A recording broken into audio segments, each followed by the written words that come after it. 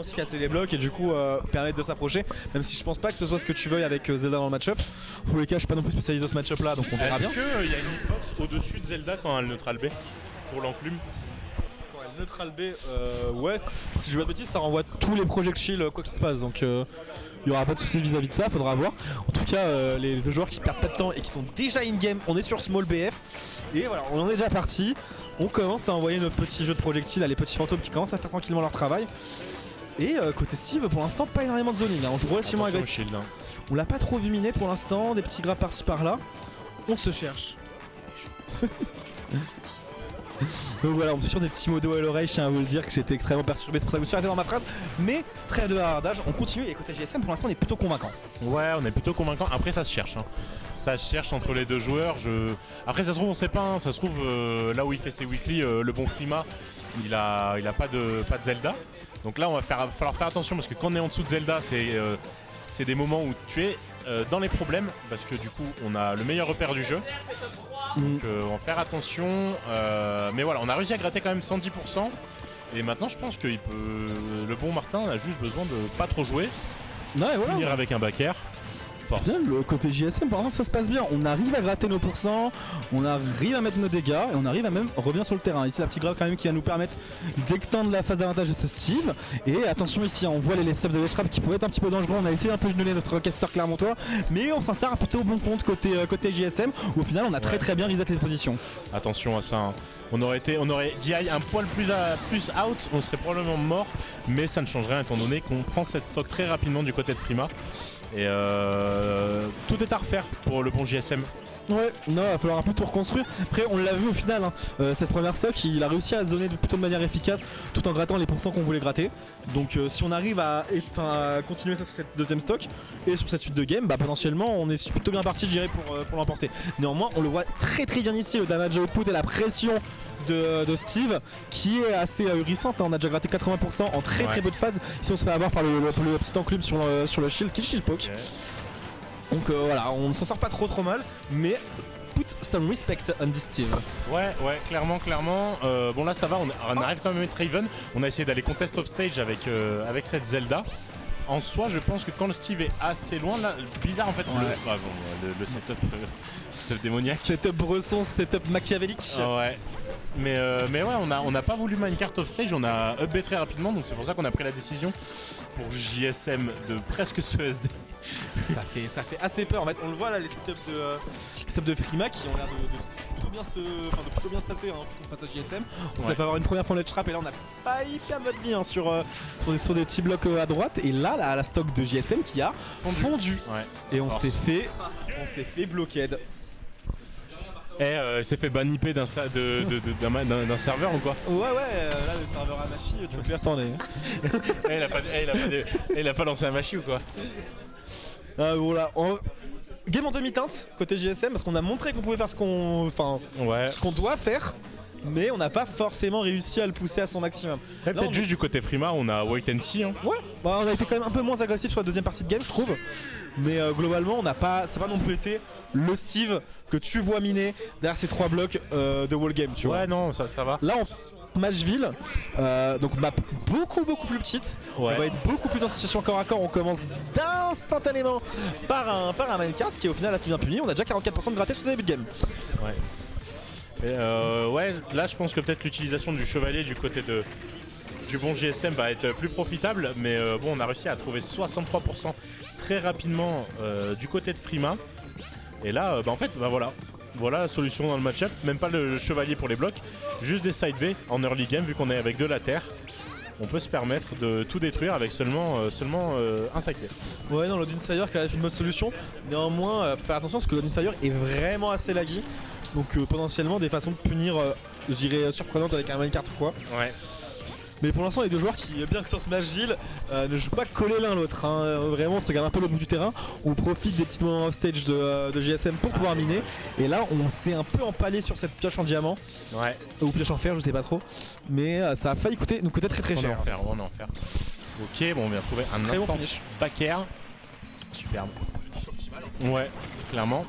Et là, il va falloir gratter quelques pourcents pour le bon JSM et essayer de faire en sorte de pas remourir rapidement comme sur la première game. Mais voilà, on est sur Smashville, on peut profiter du chevalier. Ok, bon, dommage, on n'a pas pu ni ce side B, c'est dommage, ce B pardon, c'est dommage. Non, la tendance de la game qui est un peu de se retourner là. Maintenant, on est vraiment tous les deux égaux pour cent. Mais néanmoins on arrive quand même à profiter de bonnes phases d'avantage. Côté GSM on ne laisse pas Frima land sur le terrain, le neutral B qui est un assez bon outil, mais on n'a pas réussi ici à s'en servir à bon escient.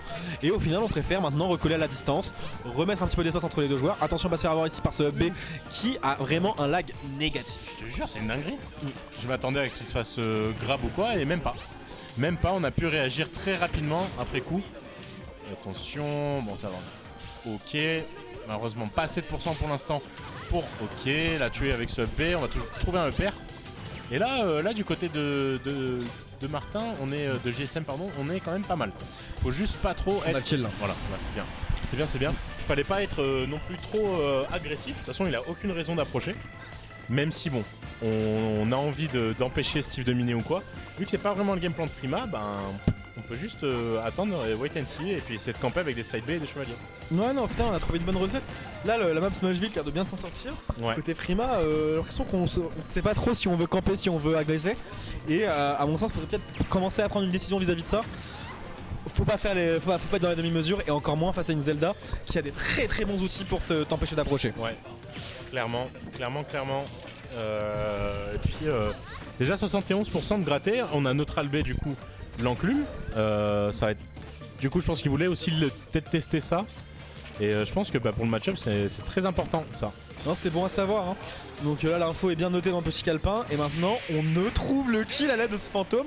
On s'est fait un peu cam check je dirais. Dans le sens où je pense que ici le Steve regardait pas le bas de l'écran. Il regardait bien la Zelda qui faisait des trucs en haut de l'écran. Oui, sauf qu'au moment où tu redescends, surprise, il y a le fantôme qui t'attend. Ah c'est les spéciales de JSM. Donc très bien vu là, on s'est fait un peu avoir côté Frima et JSM qui se met en bonne posture pour avancer en winner quarter et potentiellement me rejoindre. Ouais, clairement. On va voir, j'ai pas vu parce que j'avais la tête ailleurs. Où est-ce que Small BF, je crois que Small BF. On retourne sur la game 1, comme la game 1.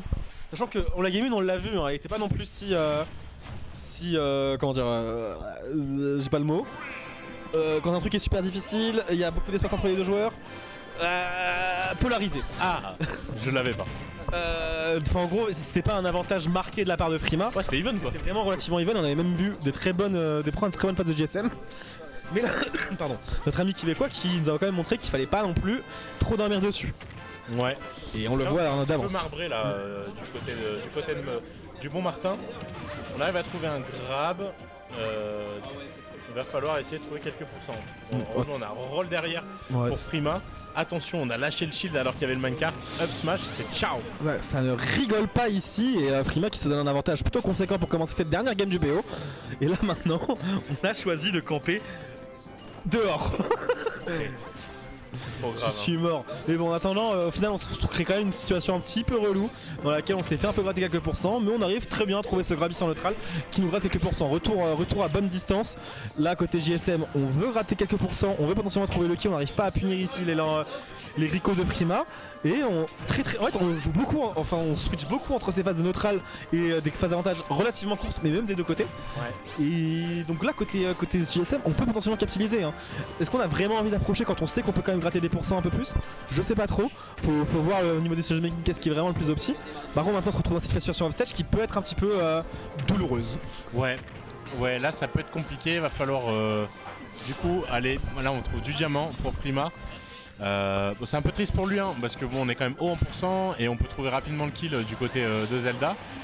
Mais on a une stock complète d'avance. Là on peut pas roll, là c'est fait un peu allumé par le setup là. Tu peux pas normal get up, tu peux pas. Tu peux rester au ledge hein. Ouais mais bon. T'as le droit de rester au ledge, t'as le droit de ledge drop. Mais je pense que c'est pas intuitif. Non, c'est pas intuitif. Dans tous les cas, la pression que ça met d'avoir, de voir concrètement que 2 ou 3 de tes options sont bloquées. Ouais, ça te fait paniquer. C'est ça. Et bon, et là on se précipite pas mal, hein. Ça fait plusieurs fois qu'on essaye de contester des trucs un peu chelous en désavantage côté JSM et on l'a payé le prix fort qui est vraiment de 80% et là on va se faire tuer hein. On va se faire tuer, on a voulu trop jouer. Force. On a un peu je pense, perdu ses moyens face au haut pourcent de ce Steve. Alors que au final jouer à la distance restait une bonne chose à faire je pense ici. Mais bon, Frima qui au final avance encore jusqu'en winner quarter. Donc bien joué à notre ami québécois. Ouais.